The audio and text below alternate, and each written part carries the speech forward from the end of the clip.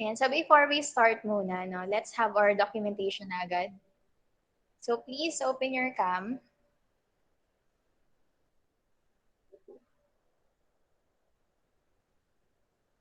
Open your cam and then later ako mag-check na attendance.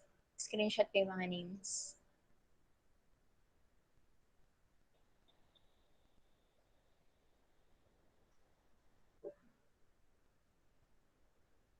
Paki-open ang mga cameras nyo na.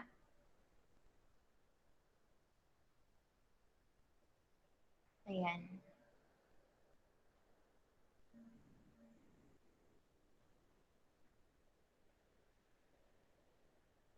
Naka-open na ba kayo?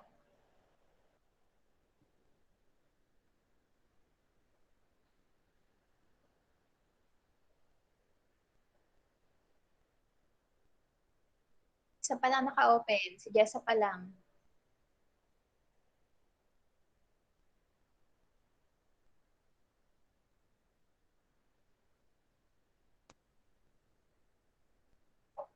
Kindly open your cameras.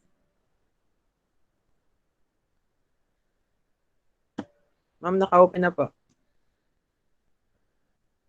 Naka-open na ba? Sa akin wala pa.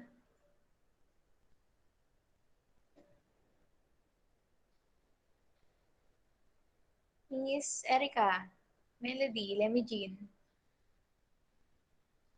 Naka-open na ba cam nyo?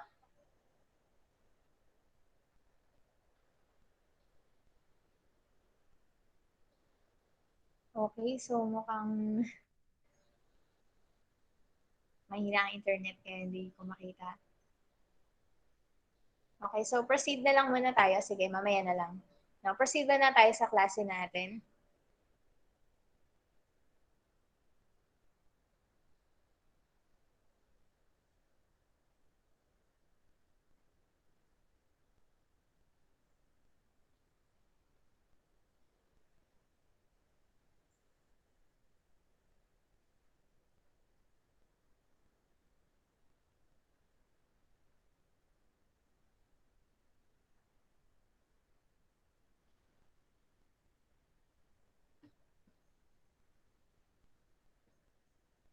Wait lang.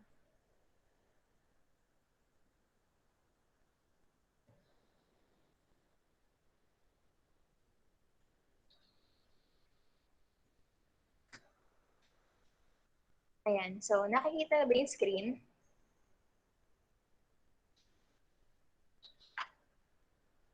Yes po, ma'am. Okay, kita na yung screen ko. So, our topic will be lesson 5.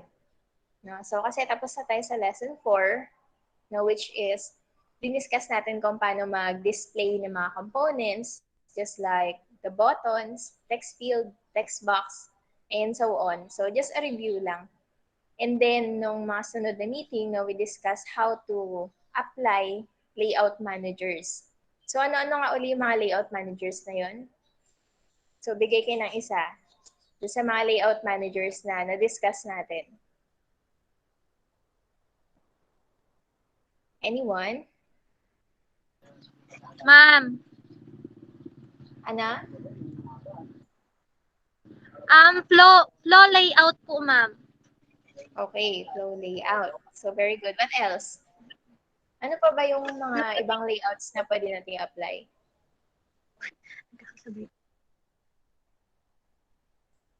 Anyone? Border layout po, ma'am. Okay, border layout.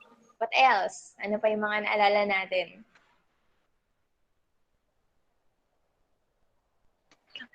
Card layout po, ma'am. Then, box layout. Okay, Border card layout. Border layout.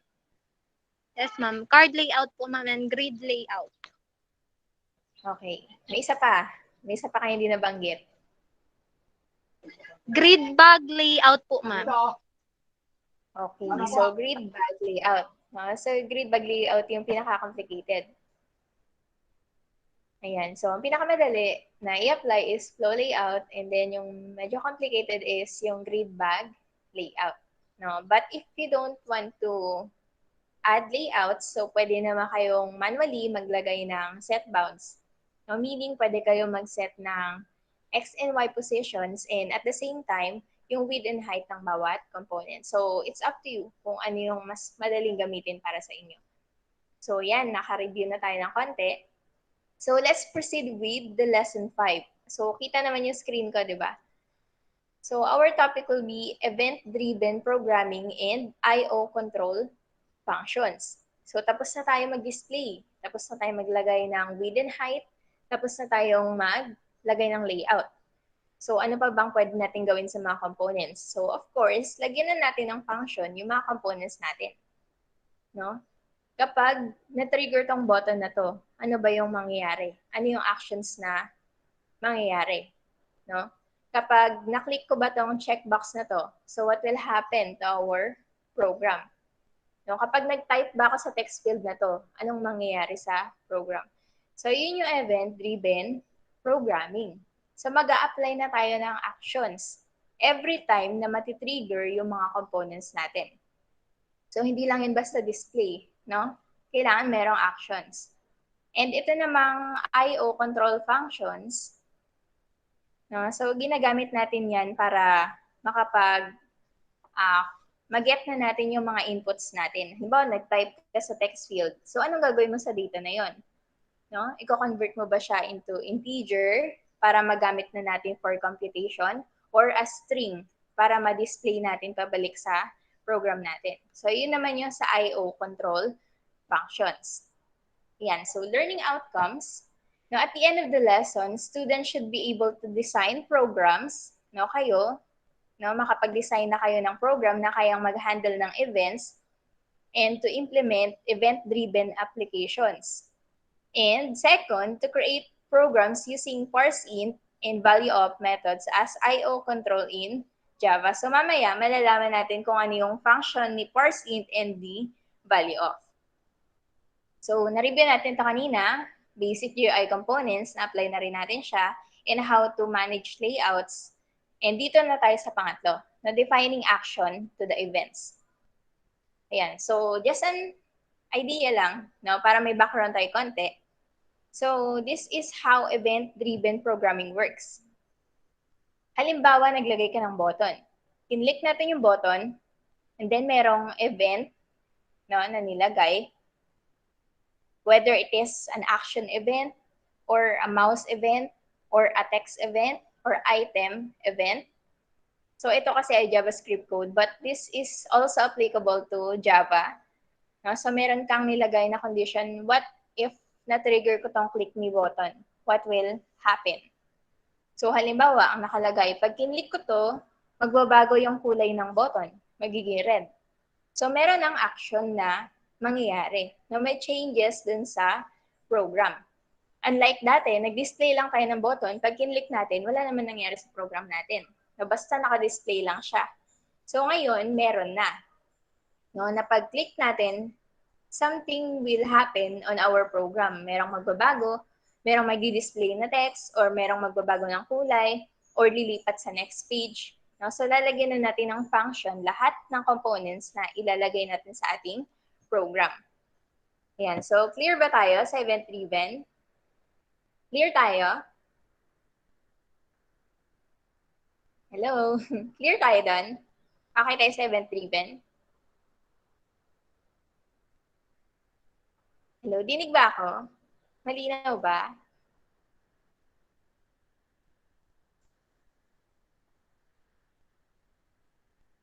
Hello? Baka hindi Yes nakadinig. po, ma'am. Okay, so nandito pa rin ako, no? Okay. So let's proceed with Java event handling.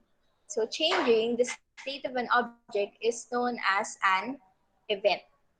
No, kapag merong changes dun sa ating object na nilagay, so that is called event. Halimbawa, kinlik natin yung button, that is event. No? Naklik natin yung button. O kaya dinrag natin yung mouse, that is also an event. O kaya nag-select tayo ng checkbox, that is event.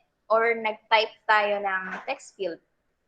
Nag-type tayo sa loob ng text field, so that is also an event. So anything na may binago tayo dun sa state ng mga objects natin or mga components, so that is called event. So the Java Out event package provides many event classes and listener interfaces for event handling. So kung mapapansin nyo, magdadagdag ulit tayo ng another package. So currently we have Java X Wing, and meron tayong java.out. And then meron pang isa na idadagdag. So that is java.out.event. So under siya ng abstract windowing toolkit, yung event package. Okay? Ayan. So ito, event-driven programming. So ito yung component natin, no? And then actions. Maglalagay ka ng actions para dun sa mga event. Halimbawa, dinrag ko yung mouse pababa. Ano yung actions na mangyayari doon sa program natin? Or kinlik ko tong button na to. Ano yung actions na mangyayari? So yung event, yung pag-click ko ng button, yung action, ano yung mangyayari sa program natin? Anong kasunod after kung i-click yung button na yun? Yan. So we have different event classes and listener interfaces. So we have action events. So this is applicable for buttons. No, kapag kinlik natin yung button, what will happen? And MouseEvent, so this is applicable with the movement of mouses. Kapag nag-click ako ng button, or kapag minove ko yung button, or kapag lumabas ako dun sa form, sa Java frame natin, what will happen? Meron ding key events. This has something to do with our keyboard. What will happen to the program kapag nagta-type ako? Anong mangyayari? Anong mag-display? Item events. So this has something to do with our checkbox or ready buttons or anything or any components na pwede kang mag-select na options. O text event, ganun din. So window event, meron din. And container event and focus event. So para sa naman tong mga listener? So by the word itself, listener, so para siyang nakikinig kasi nade-detect no, ng listener interfaces natin kung ano yung ginagawa natin. Halimbawa, ginagalaw ko tong mouse na to. So kaya niya kayang i-detect ni listener interface kung ano yung nangyayari sa mouse ko. No? May dinrag ba akong object pababa or ginagalaw ko ba siya or nag-click ba ako ng button? So nade-detect ni listener interfaces. Ayan. So ano yung first step no, para makapag-perform tayo ng event handling? So una, register the component with the listener. Ayan. So meron tayong mga registration methods. For JButton, we have to use add action listener. So mamaya makikita natin paano natin ina-apply itong mga methods na to.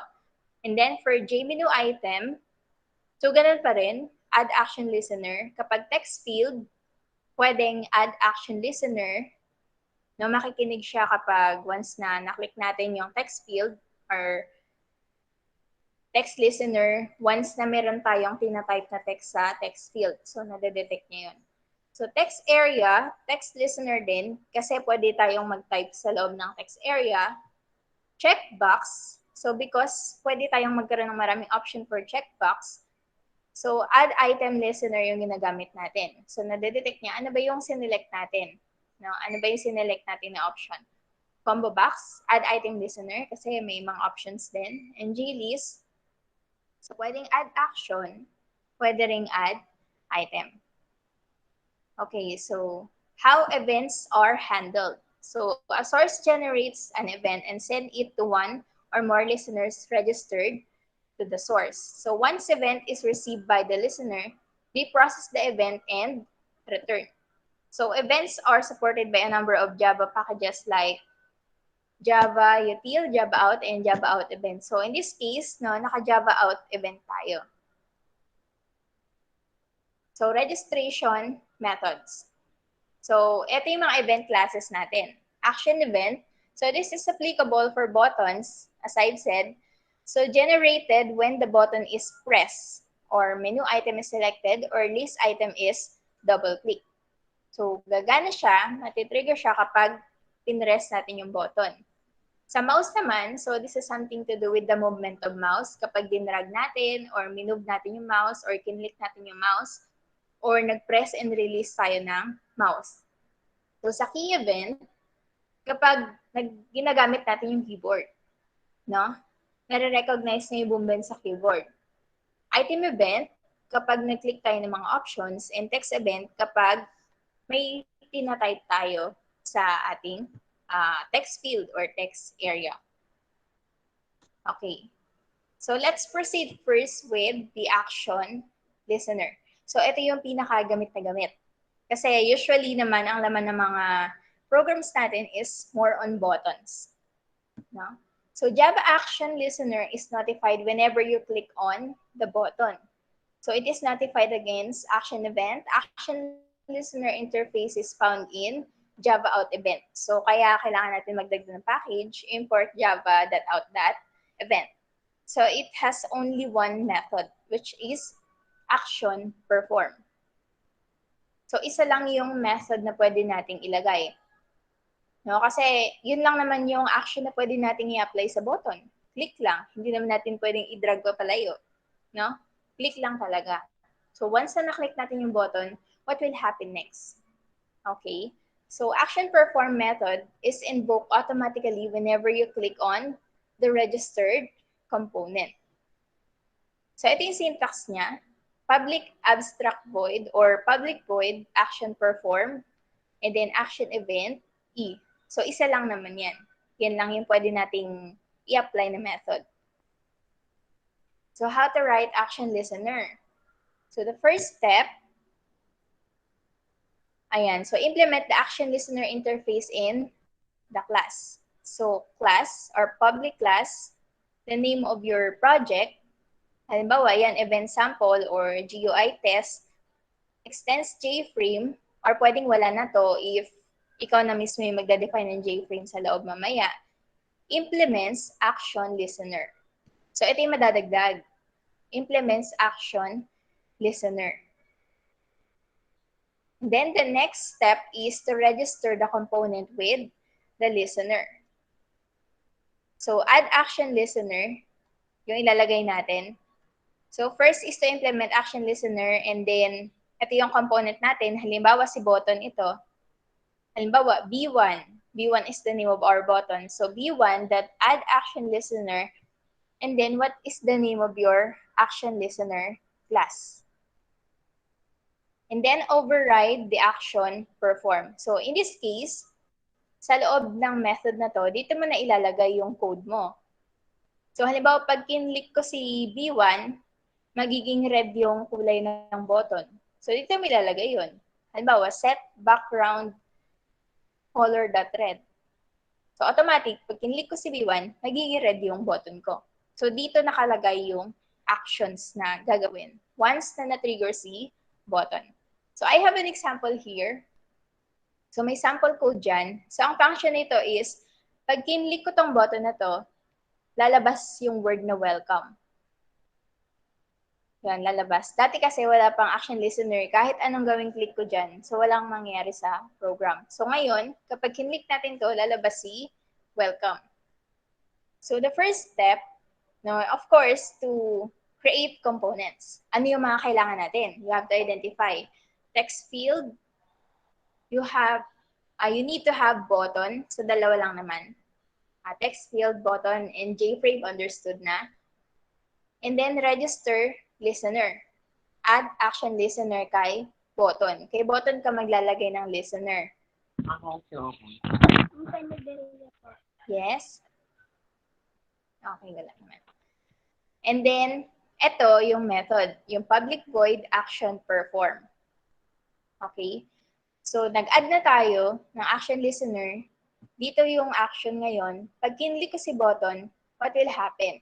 So, according to this code, kapag kinlik natin si button, magdi-display ng text na welcome si TF or si text field natin. Kaya ito si text field, kapag kinlik ko to, magdi-display siya ng word na welcome. So let's apply, no, sa ating codes.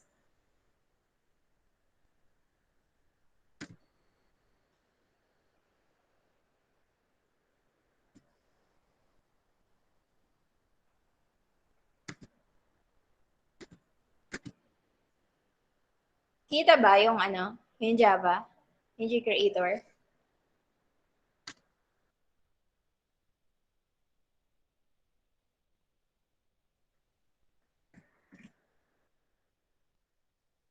Yes, ma'am. Kita.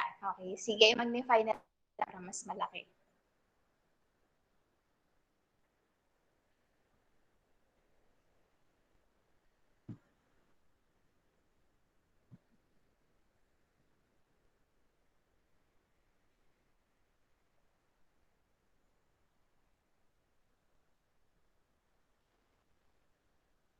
Ayan. So, magnify natin. Yan. So, kung mapapansin nyo, tatlo na yung import package natin. So, we have Java Xwing, Java Out, and Java Out Event. So, this was used para ma-call natin lahat ng event listeners na pwede nating i-apply sa ating code. So, I have public class GUI test to. So, meron kasing dalawang ways para makapaglagay tayo ng listeners. So, pwedeng directly dito sa class, pwede na maglagay ng implement.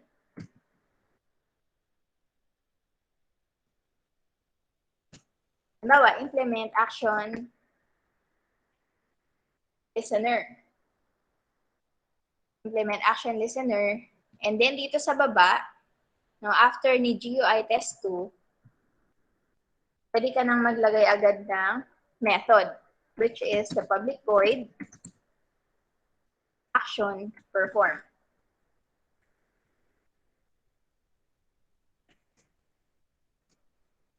Action event, and then E, and then yan.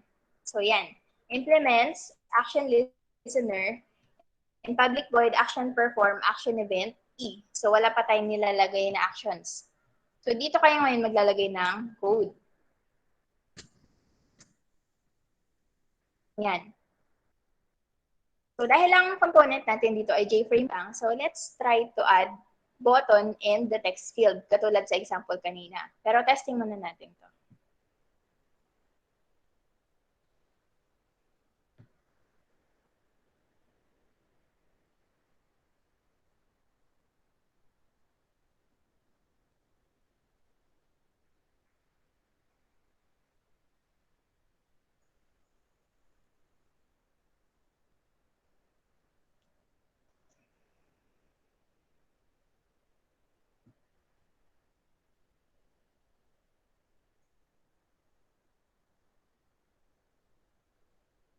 Oops.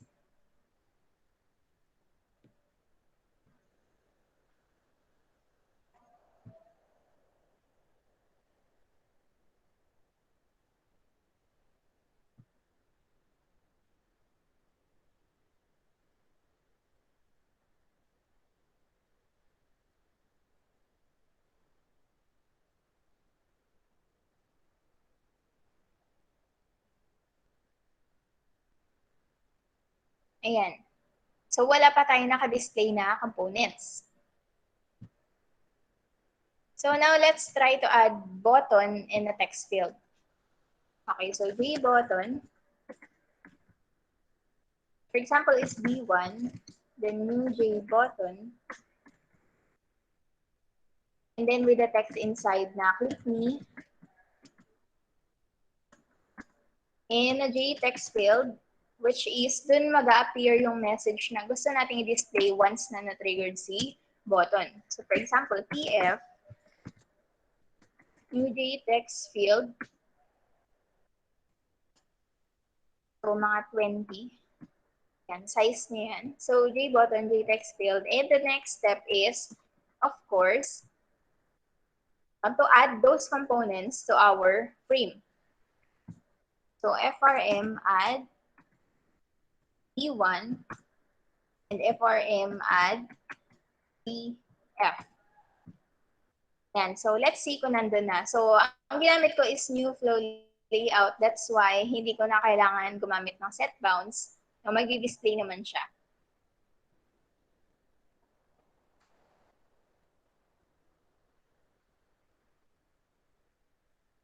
Ayan. So I have a button here. Click me. Editing text field. Pero wala pa nagdi-display na message kahit anong click ko. So what is our next step? So nagawa na natin si implements action listener, and we do also have method here, which is action perform. The next step is to add the listener to our button. So the name of our button is B1, and then add, ayan. So nagdi-display na siya, add action listener, and then lagay lang natin this. Ayan, this. So meaning, inside the class, nandun yung method na gagamitin natin. And then, dito na tayo maglalagay na action sa loob ng method. So the name of our text field is EF. And then, set text. So para saan si set text? So from the word itself, nagsiset siya ng text or string dun sa component na to once na na-triggered si button. And then, inside the parentheses, ano yung message na gusto mo i-display? Halimbawa ay welcome. Yan. So ito yung mangyari. Pag hindi ko si button, magsiset siya ng text dun sa TF natin or text field na welcome. So let's try.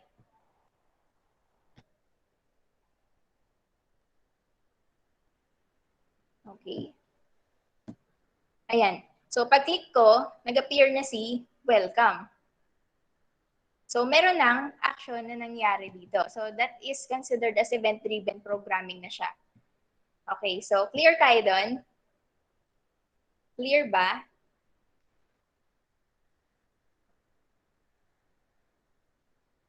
Hello? Maliwanag, maliwanag yung mga steps natin. So yung una lang naman is to implement an action listener, and then ayan, display, mag-create ka ng method which is the action perform, and then add listener to the button, and then set your actions kung ano yung mangyari. So let's try na baguhin natin yung color ni button kapag na-trigger yung button. So paano ba tayo maglagay ng kulay? So v1.set background.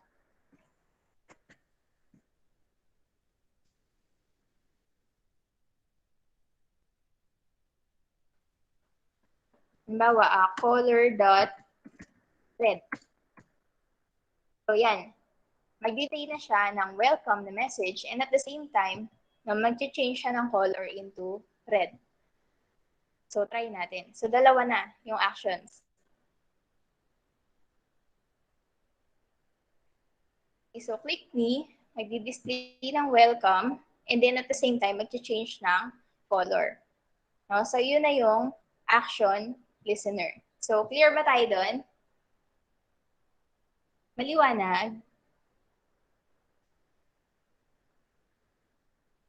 Hello? Yes, ma'am. Maliwanag po. Okay, maliwanag tayo doon. Okay. And there is another method or another way naman, no, to add listener to our program. So ito yung isang paraan. So ito ay applicable kapag marami kang listener na ipapasok. Halimbawa, hindi lang button yung components mo. You also have checkbox, which is ang ginagamit natin ay item listener. So hindi na siya action listener. O kaya, gagamit tayo ng text listener. So, ibang components na naman yon. So, ito ang pinaka-safe na gamitin. So, hindi ka dito maglalagay ng action listener. Dito ka maglalagay mismo sa baba. So, paano? So, another way to isi-separate mo siya, another class, hindi siya naka-implement dun sa GUI test2 class natin, but separate, on a separate class. So, public class, halimbawa ay button click. So, this is user-defined. So, ikaw bahala kung ano yung gusto mo ipangalan. And then, dito ka maglalagay ngayon ng implement. O, implements, action, listener. And then, inside this class, dun mo ilalagay yung method sa loob. Nandito siya, sa loob. So, under the public class, button click, implements action listener, nandito si public void action perform. And then, so instead na this, ang ilalagay natin is new, what is the name of your action listener? New button, click. Yan. So, this works the same way naman, pero mas safe siya gamitin, especially kapag marami ka ng components. So, testing natin.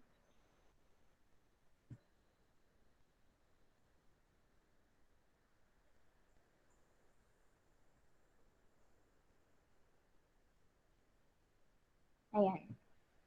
So, ganun pa rin naman siya. Same function lang. Mas maganda nga lang siya gamitin pag marami ka ng components na i-apply. Yan. So, unahin yung public class, and then method, and then your actions. Yan. So, clear tayo sa add action listener. Maliwanag ba?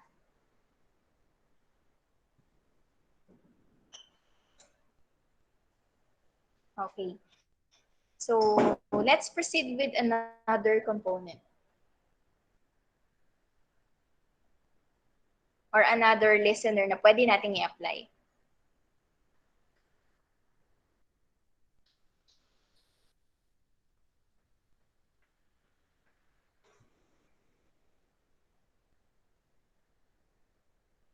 Okay, so ito yung setText. No? Additional info lang.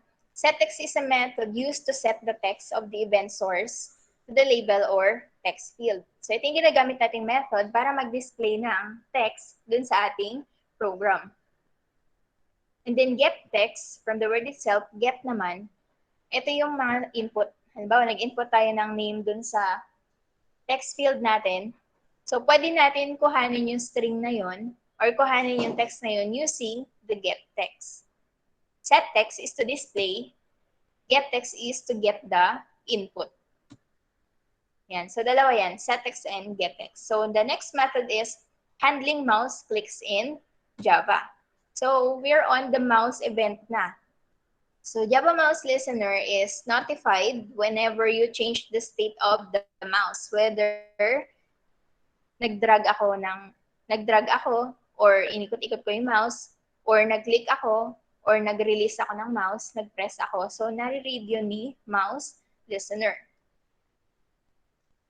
So, unlike Action Listener, marami tayong method para kay MouseListener. So, we have mouse click, we have mouse entered, mouse exited, mouse press, and mouse release. Kasi marami tayong pwedeng gawin kay mouse. Unlike kay button, click lang yung pwede natin gawin. Okay, so this is an example. No, in-apply lahat ng methods. So, try natin siya.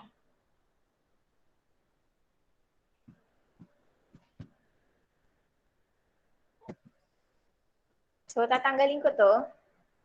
And then ito rin. And then this class.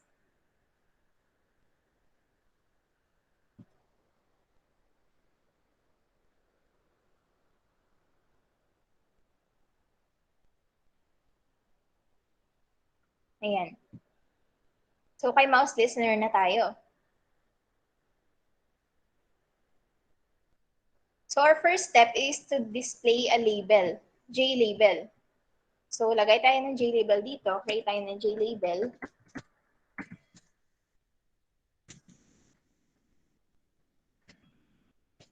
JLabel. Then, lagyan natin ng sulat. Halimbawa, this is a test. So, ang gagawin nating sample is, mare-recognize ni MouseListener kung ano yung ginagawa or ano yung state na ng mouse natin. Whether nag-click ako or nag-press ako or nasa labas siya ng Java frame natin. So, mare-recognize niya and i-display niya dito sa label natin. Okay? So, the first step is to create a MouseListener interface. So, paano? So, same with the ActionListener, public class, this is user-defined. Kayo bahala kung ano yung pangalan nyo. So, mouse, ayan, mouse mode, implements, MouseListener naman. Ayan, so MouseListener. And then the next step is to apply all the methods.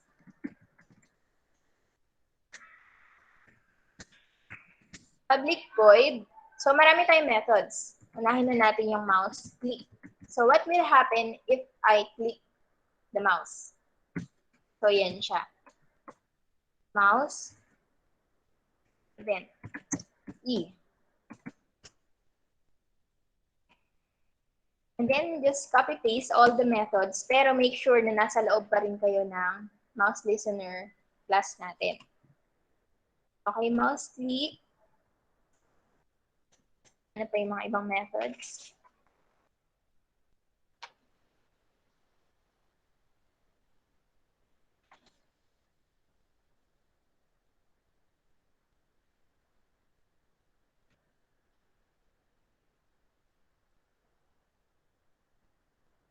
Ayan, so balik tayo. Mouse click, mouse entered, mouse exited, mouse press, and mouse release. So we have 5 methods to apply. Okay, so mouse entered.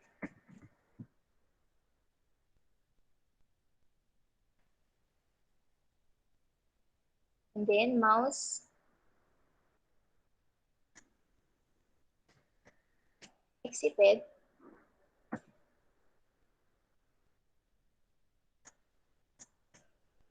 Mouse press.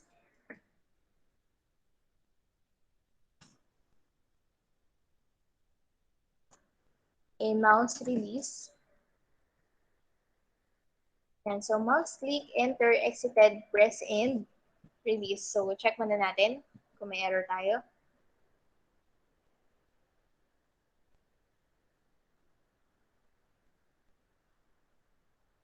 Okay, so clear tayo.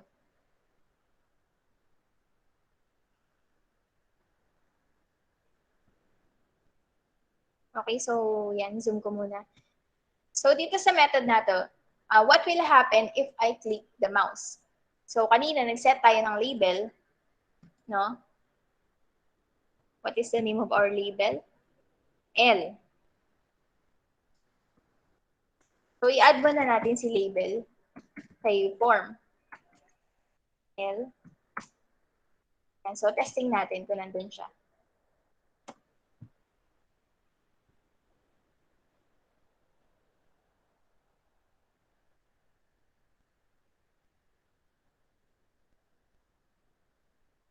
Oh, yan. So, yan yun. No? This is not a test. So, ito yung initial message. So, wala pa tayong ginagawa. So, kahit iikot-ikot ko si mouse, so hindi nagkakaroon ng changes dun sa form natin. So, let's try to add some actions. Pag kinlik ko si mouse, set natin yung text inside the label na sasabihin niya ay mouse click. Mouse click. Tapos, kapag nasa loob naman si mouse, ang i-display niya naman is mouse entered. And then kapag nag-exit naman dun si mouse, yung cursor natin lumabas dun sa form. So ang sasabihin niya naman ay mouse exited. So kapag pinrest naman natin si mouse, so nakalagay naman ay mouse press. And kapag ni-release ko naman si mouse, so ang sasabihin niya naman ay mouse release.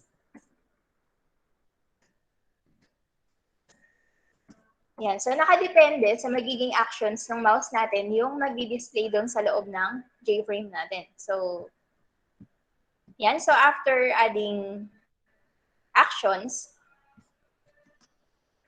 lalagyan na natin ng listener interface si form. Si form mismo, yung window. Okay? So, add mouse listener and then new. So, what is the name of our listener interface? That is mouse move. So, new mouse move. And then, yan, parentheses, and yan. Okay, so testing natin.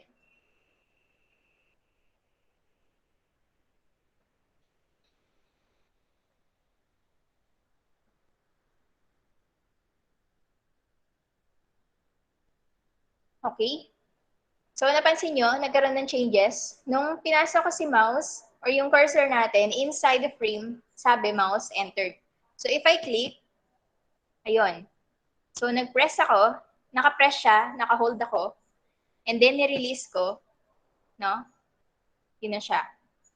So, pag in-exit ko naman, mouse exited, naka-press ako, and then nag-click ako, no? So, nagkakaroon ng changes. So, entered, exited, entered, exited. So, na-recognize niya yung movements ng mouse ko. No? So, yun yung function ni MouseListener.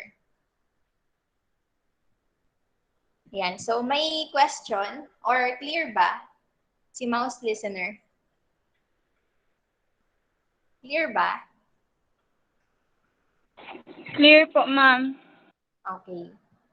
Yan. So, pwede nyo to screenshot, no, kapag nasa phone kayo para may idea kayo kung paano gawin. Yan. So, 5 yon, 5 agad na method yung nagamit natin. So, let's proceed with another interface or another listener na pwede nating i-apply.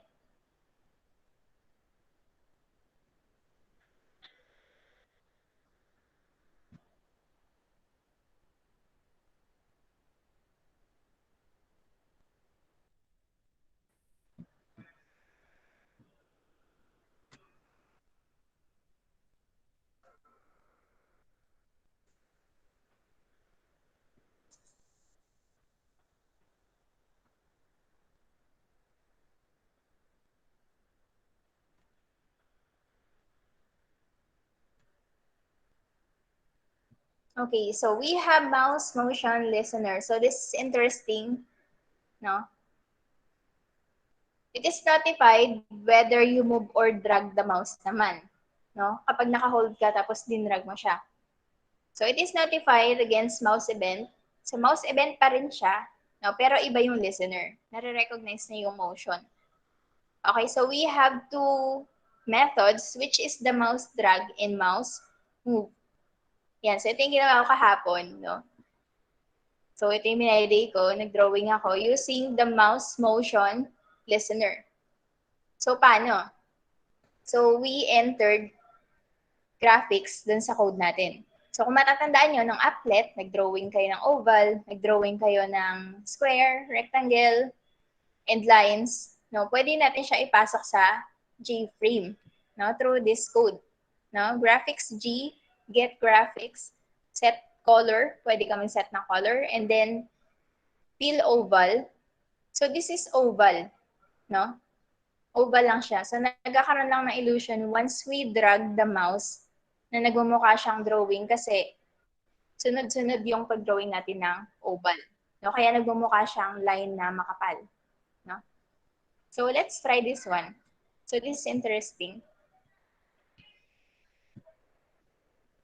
So burahin uli natin to. And then ito. And then yan. Okay, so ang kailangan kasi natin ay MouseMotionListener. So same process. Public class. So this is again user-defined. Kayo bahala kung ano yung magiging name ng class. So implements.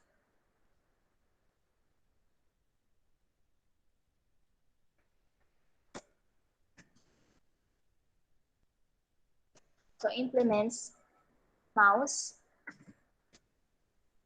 motion listener, and then sa baba, yung methods natin. So public void, mouse drag, and then dahil mouse event pa rin tayo, no, dahil mouse pa rin yung ginagamit natin. So mouse event E, and the other method is mouse move. So public void,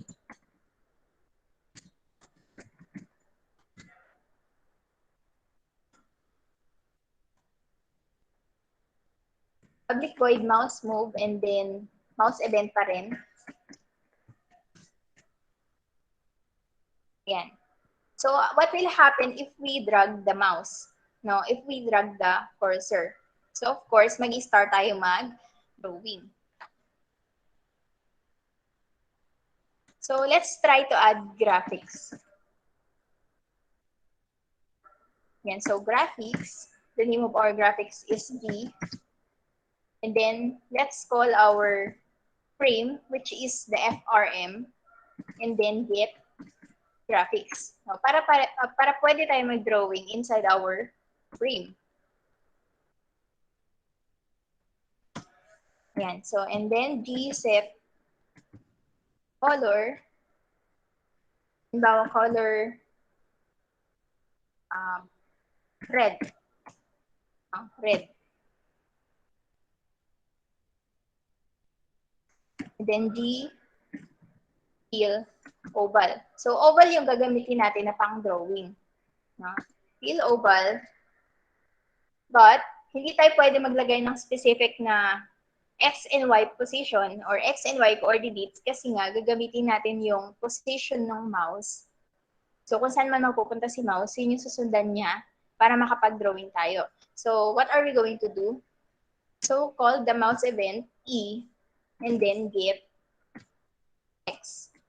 So, that means kukunin niya yung current position ng ating mouse. No? Ito, yung pointer. Kukunin niya. And then, get Y. No? Yung current Y coordinate naman ni pointer.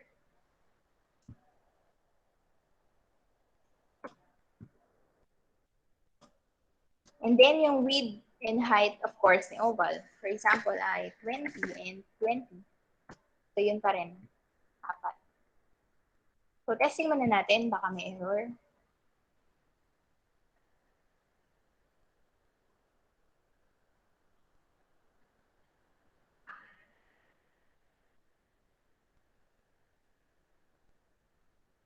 Okay, so wala pang nag-display.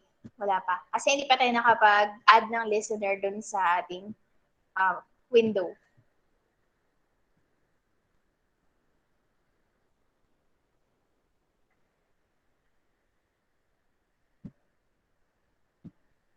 So yan, balik tayo dito sa taas, sa form. So dito tayo maglalagay ng MouseMotionListener. So lumalabas na rin naman siya. So add MouseMotionListener and then new. And what is the name of our MouseMotionListener? MouseMotion. Yan. So testing na natin.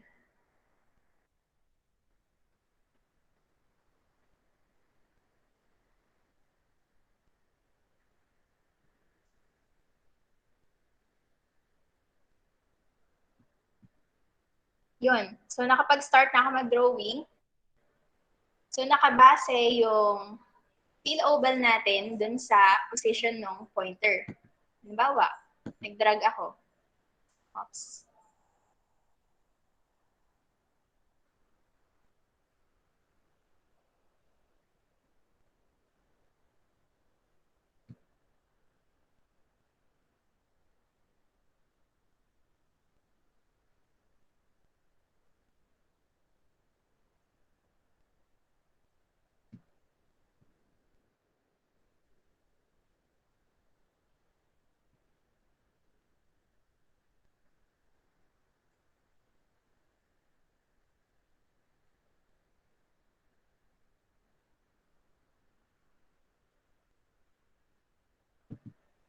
Ayan. No? So, nakapag-drawing na ako. Yan. So, kung nasan yung mouse ko, so and so as, dun din mag-display ng oval. No? Yan. Nadadrag ko siya. Yan. So, using the MouseMotionListener. Ayan. So, clear ba? Si MouseMotionListener. So, kayo rin pwede nyo itong subukan how to add graphics on a JFrame. So, ito lang yung code na kailangan natin. And then, yun na. I-apply nyo na yung natutunan nyo ng applet. Na maglalagay kayo ng triangle, ng square, ng circle, and so on. Yan. So, clear ba? Yes, ma'am. Yan, maliwanag. Pwede nyo yung screenshot. No? Para ma-apply nyo yung mouse motion. Ayan. So, meron pa tayong item listener and text listener and key listener. So, that will be discussed on the next meeting. Okay, so yun lang muna tayo ngayon. So, we are done with the action listener, mouse listener, and mouse motion listener. So, I already uploaded the activities and tasks on the Google Classroom. So, pwede nyo nang sagutan. No? And also, yung mga PDF and PowerPoint na ginagamit ko ngayon is uploaded na rin. So, pwede nyo na rin siyang basahin. No? Para masagutan na rin yung mga activities. Okay, so may question. None po, Gusto ma'am. kayong tanungin or okay, clear tayo ha? Clear.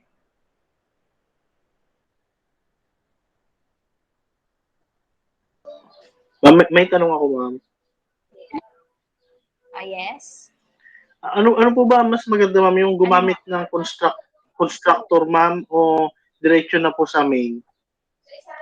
Pag gumagawa, ma'am, ng frame. Pag gumagawa po ba, ma'am, pag nagde-design ka, ma'am, ng UI, opo, ano pong pinaka-best practice po ba, yung may constructor o diretso na po sa main? Para sa akin yung may constructor. Kasi pag diretso sa main class, limited lang kasi yung kukuha mo. Ganito ba? Ganito? Yung nasa baba yung public static void, main. Ito ba yun? Ay, wait lang. Hindi pala ako nakashare.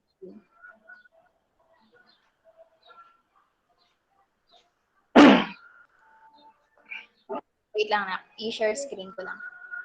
Sige po, ma'am.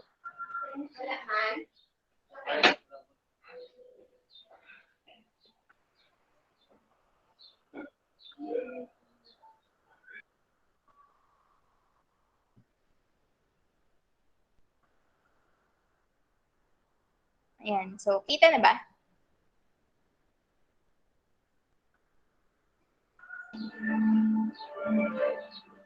Kita na? Loading pa po, ma'am. Lock screen pa lang po. Loading pa. Okay na Yan, po, okay na ma'am. po. Okay na po, ma'am. Ayan, okay na. So, para sa akin kasi, mas madali yung way na ganito. Na nakahiwalay yung, nasa baba yung public static void main, outside ba siya ng, tapos, tatawagin mo na lang yung, yung class, yung GUI test. Okay po. Sige po, ma'am. Kasi usually, Sige po. diba? Kasi usually, nasanay tayo na ganito. Halimbawa, cut ko to. Yan, nasanay tayo ng public class, GUI test 2, and then followed by the public static void main. And then, inside the main, doon tayo maglalagay ng code. No? Ang kaso kasi, limited lang yung pwede natin gawin. Ganito. Mga small programs lang siya. So, ang ginagawa ko,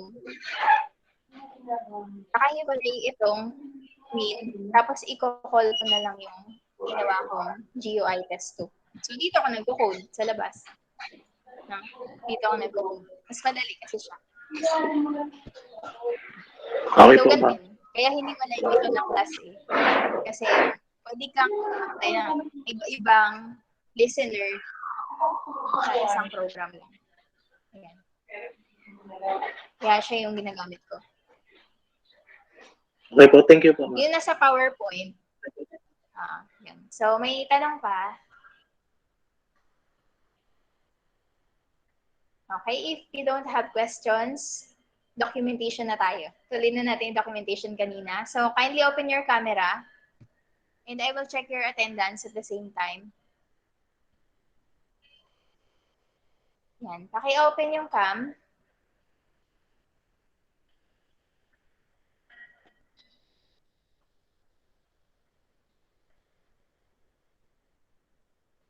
Miss Melody, Miss Jessa, Mr.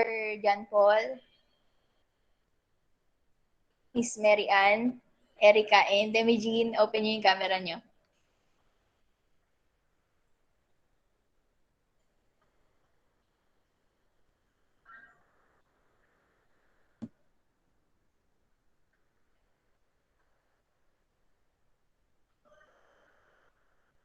Wala pa naka-open.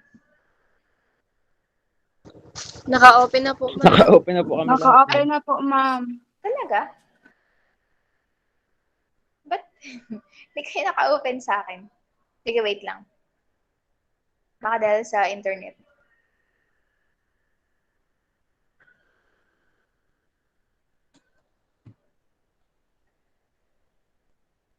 Wala, hindi talaga kayo naka-open sa akin. Sige, okay lang.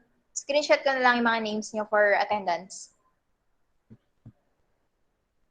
Sige po, ma'am. Sige po, ma'am.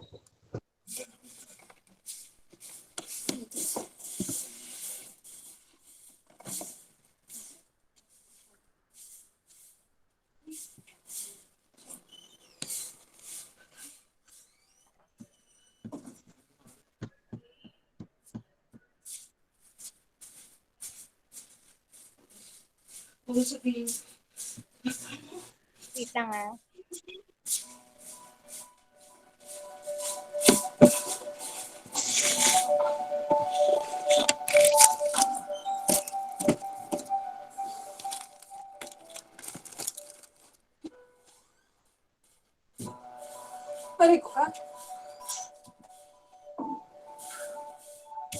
Yan, so wait lang.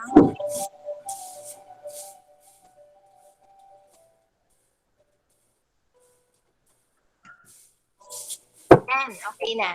Okay, so thank you for attending this class. So i-upload ko na lang yung yung ibang mga, yung recorded na to. Okay, thank you very much. You may now leave. Thank you, ma'am. Thank you, ma'am. Thank you po. Bye po. Bye po. Bye po. Bye. Goodbye.